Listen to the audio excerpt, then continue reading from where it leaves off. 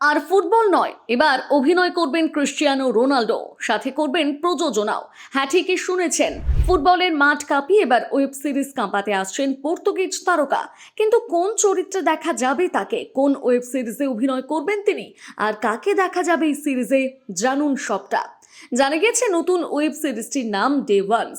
এটি মূলত আধুনিক ফুটবল দুনিয়ার অন্দরমহলের গল্প তুলে ধরবে।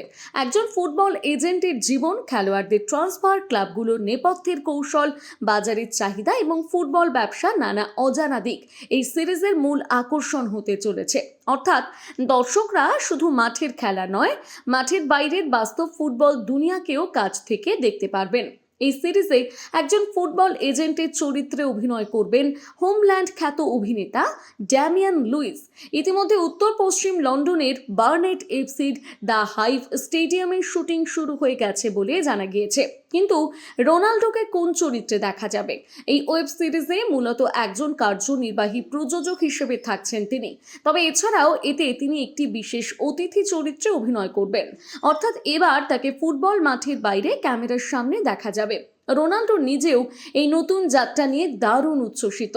তার কথায়, এটি তার জীবনে একটি নতুন অধ্যায়। ফুটবলের পাশাপাশি বিনোদন জগতেও নতুন কিছু করার সুযোগ পেয়ে তিনি আনন্দিত।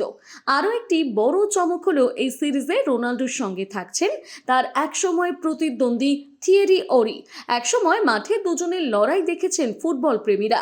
এবার তাদের একসঙ্গে দেখা যাবে একই প্রজেক্টে, যা স্বাভাবিকভাবে ফুটবল অনুরাগীদের কাছে বাড়তি আকর্ষণ তৈরি করেছে। এই সিরিজের সহ প্রযোজনার দায়িত্বে রয়েছেন হলিউড পরিচালক ম্যাথিউ ভনের প্রতিষ্ঠিত ইউআর মার্ভ স্টুডিওস। এই স্টুডিও এর আগে কিংসম্যানের মতন জনপ্রিয় চলচ্চিত্র প্রযোজনা করেছে, ফলে প্রযোজনার মান নিয়েও প্রত্যাশা অনেকটাই বেড়েছে।